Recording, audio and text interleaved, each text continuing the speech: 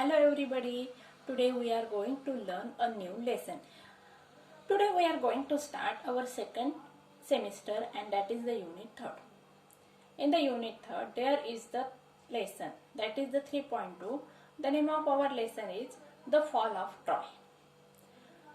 This is the story of a Troy country and what happened after the war between the two countries we are going to learn. बघा विद्यार्थ्यांनो, मी तुम्हाला या lesson बद्दलची story अजिबात सांगणार नाहीये कारण स्टोरी सांगितल्यानंतर तुमची जी उत्सुकता आहे लेसन शिकण्याची ती संपून जाणार आहे. फक्त याची एक बॅकग्राऊंड मी तुम्हाला सांगणार आहे की आपल्याकडे जे दोन महाकाव्य आहेत रामायण आणि महाभारत. आता रामायण आणि महाभारत हे महाकाव्य का घडले तर यांच्या मागे काहीतरी कारण होतं.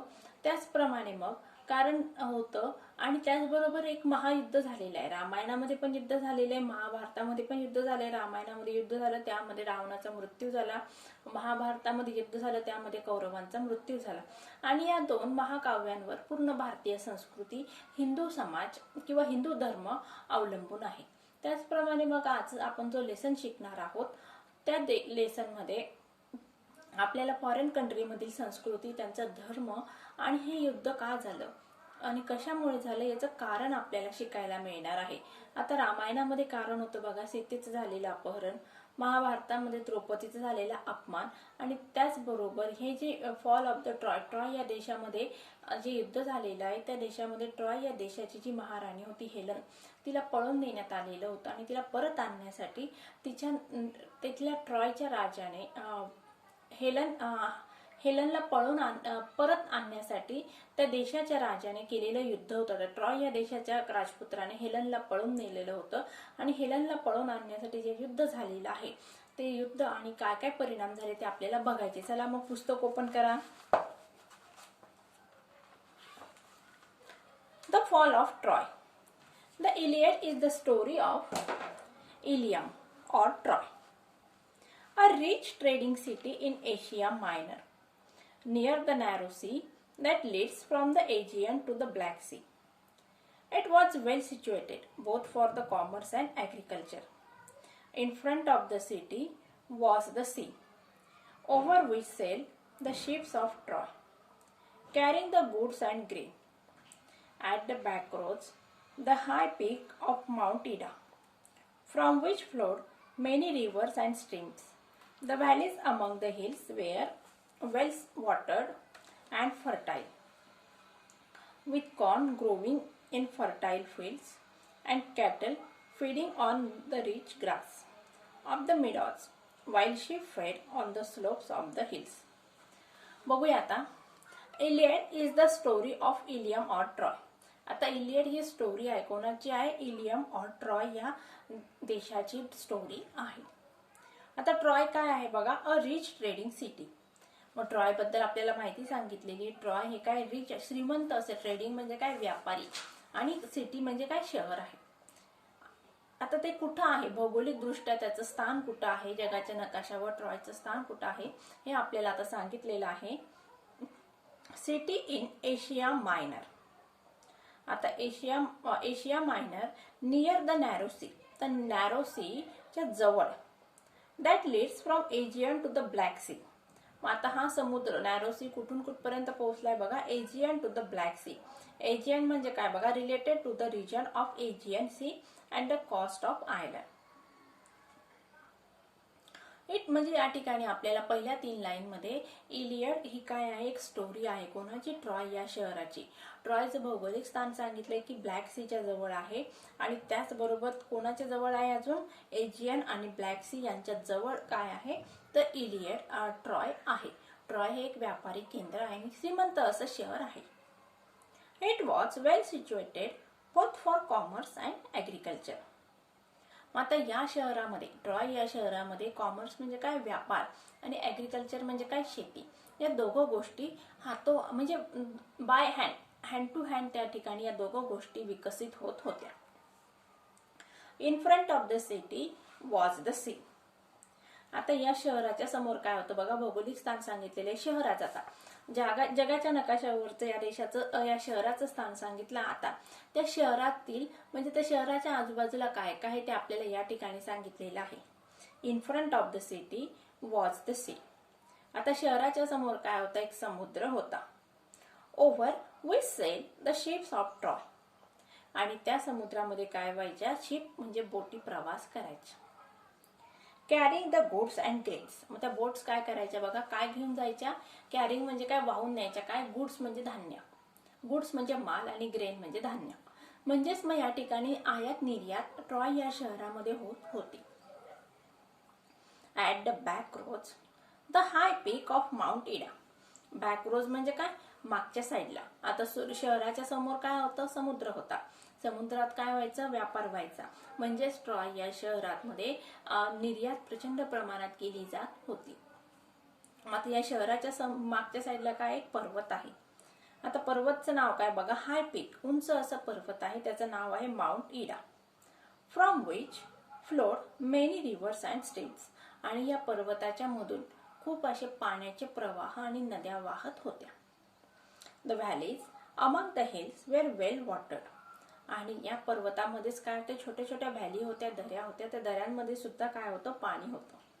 वेल वॉटर्ड अँड फर्टाईल. आणि मग त्या ठिकाणची जी जमीन होती शेतीसाठी अतिशय सुपीक होती, पाणी भरपूर होतं आणि जमीन सुपीक असल्यामुळे त्या ठिकाणी पिकं भरपूर निघायची. With corn growing in fertile fields. आता या ठिकाणी कुठलं पीक घेतलं जायचं, मग कॉर्नचं, मक्याचं पीक घेतलं जायचं. Cattle feeding on the rich grass of the meadows. आणि मग बकऱ्या, जनावर या ठिकाणी काय करायचे, त्या ठिकाणी गवतावर ते चरायचे. म्हणजे या ठिकाणी बघा शेतीचं उत्पन्न होत होतं आणि त्याचबरोबर जनावरांपासूनचं उत्पन्न पण प्रचंड प्रमाणात निघत होतं. वाईल शीप फेड on the slopes of the hills. आणि स्लोप्स ऑफ द हिल म्हणजे काय, उतारावर, दऱ्यांच्या उतारावर बकऱ्या चरायच्या. म्हणजे गाई म्हशी कुठं चरायच्या, वरती चरायच्या. वरती म्हणजे कुठं बघा, rich grass of the cattle, corn growing in fertile fields and cattle feeding on the rich grass of the meadows. कुर्णामध्ये जनावरं चरायची आणि बकऱ्या या हिलच्या दऱ्यांच्या टेकड्यांवर चरायच्या. मग समजलं का बघा, पहिल्या पॅसेजमध्ये काय सांगितलंय, ट्रॉय ही एक काय स्टोरी आहे. इलियड या ट्रॉय किंवा इलियड हे एकच नाव आहे. ट्रॉय हे ग्रीक ट्रेडिंग सिटी आहे. त्या ठिकाणी व्यापार प्रचंड प्रमाणात होत होता. शहराच्या समोर काय आहे, समुद्र आहे. त्या समुद्रातून व्यापार केला जात होता आणि मागच्या साईडला काय आहे, एक पर्वत आहे माउंट इडा. आणि त्या पर्वतामध्ये प्रचंड असे पाण्याचे स्रोत आहे, नद्या आहेत, पाण्याचे प्रवाह आहेत आणि त्याचबरोबर मग जमीन कशी आहे, सुपीक आहे. मग त्या ठिकाणी मक्याचं पीक घेतलं जात होतं. आणि त्याचबरोबर जनावरांचा पण व्यवसाय त्या ठिकाणी प्रचंड प्रमाणात होत होता. जनावरं होती, बकऱ्या त्या ठिकाणी पाळल्या जात होत्या आणि या बकऱ्यांचं, जनावरांचं भरण पोषण गवतावर होत होतं. आणि ते गवत कुठं उगवायचं, मिडॉजवर. आणि ते मिडॉज कुठं होतं, मग माउंट इडावर. बघूया second passage. Round their city, the Trojans had built a strong wall so that no enemy should attack them from the sea. मग आता या शहराच्या आजूबाजूला काय केलं होतं बघा, round their city. The Trojans म्हणजे काय, ट्रॉय शहरातील लोक. यांनी काय केलं होतं, had built, past perfect tense, had built a strong wall. मग या ट्रोजन शहरातील लोकांनी काय केलं होतं, आपल्या शहराच्या भोवती एक मजबूत अशी काय केली होती, भिंत बांधलेली होती. सो दॅट, मग आता कारण काय होतं त्याच्या मागचं, no enemy should attack them from the sea. मग कुठलाही शत्रू समुद्रमार्गे त्यांच्यावर आक्रमण करणार नाही, यासाठी ट्रॉय शहरातील लोकांनी काय केलं होतं, एक भिंत बांधलेली होती. The wall was so broad that people could stand and sit and walk on it. आता बघा, ती भिंत इतकी मजबूत होती आणि इतकी भली होती, आवाढव्य होती की त्या भिंतीवर, ब्रॉड म्हणजे काय, रुंद होती, तर त्या भिंतीवर लोक, पीपल कुड स्टँड, उभं राहू शकायचे, बसू शकायचे, चालू पण शकायचे. म्हणजे या ठिकाणी ट्रॉय शहरातील लोकांनी आपल्या शहराच्या संरक्षणासाठी एक भिंत बांधलेली होती. बघा, पुढच्या साईडला काय होतं, समुद्र होता, मागच्या साईडला पर्वत होतं आणि त्यामुळे या शहरातील लोकांनी काय केलं होतं, आजूबाजूला काय केलं होतं, एक भली मोठी भिंत बांधली होती. आता ती भिंत बांधण्याचा उद्देश काय होता, शहराचं संरक्षण करणे. आता ती भिंत त्यांनी एवढी मोठी बांधली होती की त्या भिंतीवर मग लोक बसू शकत, चालू शकत आणि उभं पण राहू शकत. The great gate stood open and people could go to the seashore outside and come in as they please. आता या भिंतीला पूर्ण पॅक केलेलं होतं आणि एक छोटंसं गेट ठेवलेलं होतं. आता ते गेट का ठेवलं होतं, तर लोकांना जाण्या येण्यासाठी. आता ते गेट उघडल्यानंतर लोक आत जात किंवा बाहेर येत असत. मग आता या ठिकाणी काय सांगितलं बघा, गो टू द सी शोर, मग त्या गेट समुद्र किनाऱ्यावर जाण्यासाठी त्या गेटचा वापर केला जात होता. Then the city was like a strong fortress, quite safe from all the attack, protected by the walls surrounding it as well as by the hills behind. बघा मग काय सांगितलंय, the city was like a strong fortress. मग अशा प्रकारे या शहराला एक मजबूत अशी तटबंदी देण्यात आलेली होती. ज्याप्रमाणे एखाद्या किल्ल्याला प्रचंड अशी भक्कम अशी तटबंदी असते, त्याप्रमाणे या शहराला काय केलं तर तटबंदी देण्यात आली होती की जेणेकरून या शहरावर कोणीही हल्ला किंवा आक्रमण करू शकणार नाही. Quite safe from all attack, protested by the walls surrounding it as well as by the hills behind. आणि त्याचबरोबर मग पुढे समुद्राच्या अवतीभोवती भिंत, म्हणजे समुद्राच्या पुढे म्हणजे काय बघा, मागच्या साईडला पर्वत, समोर समुद्र होता आणि त्यांनी काय केलं तर वॉल कंपाऊंड बांधली होती की जेणेकरून गेट उघडल्यानंतर समुद्रामध्ये लोक जाऊ शकतील किंवा येऊ शकतील. पुढे बघूया. Thus Troy was a strong city, strongly protected by its walls and strongly defended by its brave soldiers. मग अशा प्रकारे बघा, ट्रॉय हे शहर काय होतं, स्ट्रॉंग सिटी, मजबूत होतं. आता मजबूत या ठिकाणी मजबूत माणसं ताकदीने असतात किंवा शरीराने असतात, पण या ठिकाणी शहर हे कसं होतं, डिफेन्सिव्ह दृष्टीने कसं होतं, सुरक्षित असं शहर होतं. स्ट्रॉंगली प्रोटेक्टेड आणि मजबूतरित्या संरक्षण करण्यात आलं होतं. बाय इट्स वॉल, कोणामुळे बघा, बाय इट्स वॉल म्हणजे भिंतींमुळे या शहराचं रक्षण करण्यात येत होतं. And strongly defended bye it's brave soldiers, आणि ट्रॉय या शहरात जे काही सोल्जर्स होते, सैनिक होते, ते सुद्धा अतिशय निष्णात आणि तरबेज होते आणि ते काय करत होते बघा, ब्रेव्ह होते. तिच्यामुळे या शहराला कोणापासूनही हल्ला होण्याची शक्यता नव्हती. But all the kings and heroes of the Greece had declared the war against the Trojans, because Paris, a prince of Troy, had persuaded Helen, the wife of a Greek king Menelaus, to elope with him. असं हे मजबूत असं जे शहर होतं Troy, या Troy या शहराविरुद्ध Greek लोकांनी काय केलं होतं, ग्रीक हिरोज यांनी, ग्रीक देशातील हिरो यांनी युद्ध पुकारलेलं होतं. आता युद्ध पुकारण्यामागचं काय होतं बघा, कारण ट्रॉय या शहराचा जो राजपुत्र होता त्याचं नाव दिलंय बघा, but all the kings and the heroes of the Greece या देशातील किंग्स, राजे आणि महान असे योद्धे यांनी काय केलं होतं बघा, had declared past perfect tense the war against the Trojans. त्यांनी ट्रोजन या शहराविरुद्ध युद्ध घोषित केलेलं होतं. बिकॉज, कारण सांगितले बघा, because Paris the prince of Troy, Paris जो प्रिन्स होता, ट्रॉय या शहराचा प्रिन्स होता, त्याने काय केलं होतं बघा, हॅड परस्युएडेड हेलन. आता या ठिकाणी हॅड परस्युएडेड पुन्हा पास्ट परफेक्ट टेन्स आहे. त्याने काय केलं होतं, परस्युएडेड म्हणजे काय, टू रन अवे, परस्युएडेड म्हणजे मन वळवणे. कोणाचं मन वळवलं होतं बघा, हेलनचं. आता हेलन कोण होती, महाराणी होती. Persuaded Helen, wife of a Greek king Menelaus. मग ती कोणाची महाराणी होती तर ग्रेट किंग होता मेलॉनस याची, मेलॉनसची वाईफ होती हेलन, आणि तिचं मन वळवलं होतं ट्रॉय याने. ट्रॉय या शहराचा जो राजपुत्र होता त्याचं नाव काय बघा, या ठिकाणी दिलेलं पॅरिस याने. He had brought her to king Menelaus to elope with him. आणि मग त्याने काय केलं, तिचं मन वळवलं कशासाठी की त्याच्याबरोबर तिने पळून यावं याच्यासाठी. पॅरिस याने हेलनचं मन परिवर्तित केलं होतं आणि हेलन मग पॅरिस याच्याबरोबर पळून आलेली होती. कुठं तर ट्रॉय या शहरात. मग यामुळे काय झालेलं होतं, ग्रीक जे राजा होता मेलॉनस तो चिडलेला होता आणि त्याने ट्रॉय या शहराविरुद्ध युद्ध पुकारलेलं होतं. He had brought her to Troy. The Greeks wanted to take revenge on Troy for the wrong done to Menelaus. मग अशा प्रकारे ग्रीक लोक चिडलेले होते आणि त्यांना रिवेंज म्हणजे काय, बदला घ्यायचा होता. कोणाविरुद्ध, ट्रॉय या शहराविरुद्ध. कारण का, द रॉंग डन टू मेलॉनस, मेलॉनस राजाबरोबर वाईट कृत्य करण्यात आलं होतं. कोणाकडून, पॅरिस याच्याकडून, आणि पॅरिस हा ट्रॉय या शहराचा राजपुत्र होता, त्यामुळे ग्रीक लोक चिडलेले होते. आता परत एकदा सांगते बघा, ही स्टोरी आहे ट्रॉय आणि ग्रीक लोक यांच्यामध्ये झालेलं युद्ध. ट्रॉय हे शहर आहे, त्या ठिकाणी त्याचा राजपुत्र आहे पॅरिस, ट्रॉयचा राजपुत्र पॅरिस. त्याने पळून आणलं हेलनला. हेलन कोण आहे, महाराणी आहे. कोणाची, किंग मेलॉनस याची. लक्षात आलं? किंग मेलॉनस याची वाईफ आहे हेलन. ट्रॉय हा ट्रॉयचा राजपुत्र आहे Paris. The Greeks wanted to take revenge on the Troy for the wrong done to Menelaus. They sailed to Troy and laid siege to the city. मग अशा प्रकारे त्यांनी प्रवास करत करत ट्रॉय या शहरापर्यंत आलेले होते आणि शहराला त्यांनी काय केलं होता? वेढा दिलेला होता. The Trojans too fought hard and the siege continued for the 10 long years. आणि मग युद्ध सुरू झालेलं होतं. कोणामध्ये? ट्रॉय या शहरातील सैनिकांचं आणि ग्रीक या देशातील मोठमोठ्या हिरोंचं. आणि ते युद्ध किती दिवस चाललं होतं? 2 दिवस नाही, 10 दिवस नाही, तर कंटिन्युअसली 10 वर्ष ते युद्ध चाललेलं होतं. सिज कंटिन्यूड फॉर 10 लॉंग इयर्स.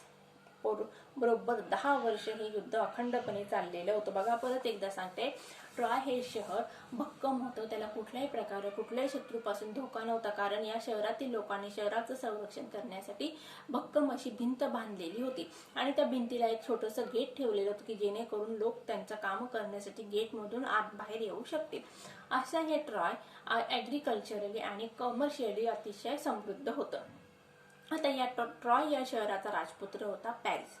आता पॅरिस याने काय केलं होतं? हेलन ही जी महाराणी होती मेलॉनस या ग्रीक या देशाच्या राजाची, तिचं मन परावर्तित केलं आणि तिला पळून आणलेलं होतं. कुठं? ट्रॉय या शहरामध्ये आणलेलं होतं. मग त्यामुळे ग्रीक लोक चिडलेले होते आणि ग्रीक या देशाने काय केलं होतं? मग ट्रॉय या शहराविरुद्ध युद्ध पुकारलेलं होतं. आता हे युद्ध अखंडपणे 10 वर्ष चाललेलं होतं. 10 वर्षात ग्रीक पण हरले नव्हते आणि ट्रॉय पण जिंकलेले नव्हते. बघूया पुढे.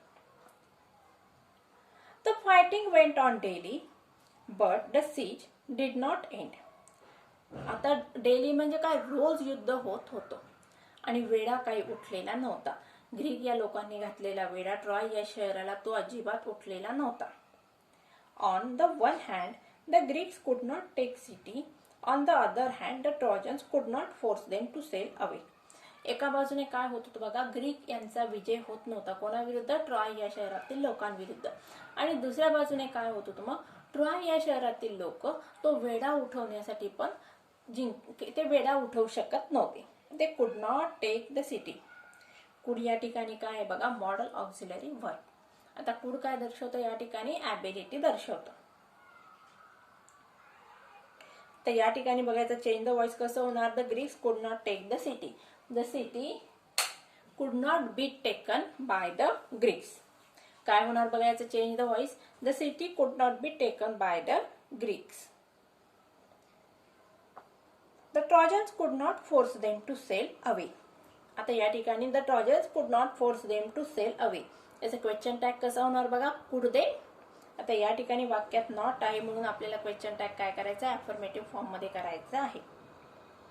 Every day the Trojans came out of their gates and the Greeks came out of their tents and ships and fighting went on.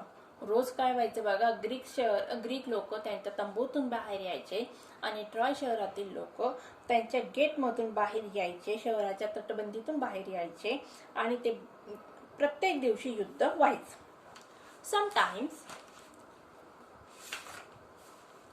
there were great battles between the two armies. आणि काही वेळेस काय व्हायचं बघा? दोन्ही सैनिकांमध्ये काय व्हायचं? प्रचंड प्रमाणात युद्ध व्हायचं. Sometimes there were single fights between the two great heroes. आणि कधी कधी मग दोन जे हिरो होते, नायक होते, त्यांच्यामध्ये युद्ध व्हायचं. Sometimes the Trojans had the better of it and sometimes the Greeks. आणि कधी कधी ट्रॉजन सरशी ठरायचे, ट्रॉजन शहरातील सैनिक, तर कधी कधी ग्रीक लोक सरशी ठरायचे. But still the fighting went on. पण युद्ध हे अखंडपणे चालू होतं. बघूया next. Great heroes on both sides were killed in the course of war. युद्ध चालू असताना 10 वर्षापासून युद्ध चालू होतं, त्यामुळे कोणीही जिंकत नव्हतं, कोणाचाही पराभव होत नव्हता, परंतु जे महान योद्धे होते त्यांचा मृत्यू होत होता. After leading the defence of his city for 9 years, the brave Hector was at last killed by Achilles, whom none could resist. बघा आता 9 वर्षापासून अखंडपणे आपल्या देशासाठी लढणारा हिरो हेक्टर हा मरला होता किंवा याला मारण्यात आलं होतं. कोणी मारलं त्याला? ॲक्लिस. मग आता या ठिकाणी हे काय पॅसिव्ह वॉइसचं वाक्य आहे. Hector was at last killed by Achilles. Achilles kill Hector whom none could resist. आणि क्लॉज कोणता होणार आहे बघा त्या ठिकाणी ॲडजेक्टिव्ह क्लॉज होणार आहे. But Achilles himself was killed later on by a poisonous arrow that entered his heel. ज्या ॲक्लिक्सने हेक्टरला मारलेलं होतं तो ॲक्लिक्स सुद्धा नंतर मारण्यात आलेला आहे. कशामुळे बघा विषारी बाणामुळे. आणि तो विषारी बाण त्याच्या पायामध्ये जाऊन फसलेला होता. The Trojans were tired of being shut up in their city. आता या ठिकाणी बघा ट्रॉजन शहरातील लोक किंवा ट्रॉजन पीपल कंटाळलेले होते. कारण का ते बंदिस्त झाले, त्यांना कुठेही जाता येत नव्हतं. कारण गेट उघडल्यानंतर त्यांच्या समोर शत्रू सैनिक असायचे. त्यामुळे त्यांना म्हणजे युद्ध करणं त्यांना बांधील होतं किंवा गरजेचं झालेलं होतं. The Greeks were longing to see their homes again. आणि ग्रीक लोकांना सुद्धा किंवा ग्रीक सैनिकांना सुद्धा आपल्या घरी जाण्याची उत्सुकता निर्माण झालेली होती. But still the fighting went on. पण युद्ध चालूच होतं. अशा प्रकारे विद्यार्थ्यांना आज आपण आपल्या लेसनचा the fall of the Troy याचा फर्स्ट पार्ट कंप्लीट केलेला आहे. आता येणाऱ्या नेक्स्ट लेक्चरमध्ये आपल्याला सेकंड पार्ट बघायचा आहे. तोपर्यंत तुम्ही सगळ्यांनी हा फर्स्ट पार्ट रीड करून ठेवा. So friends, take care and good bye.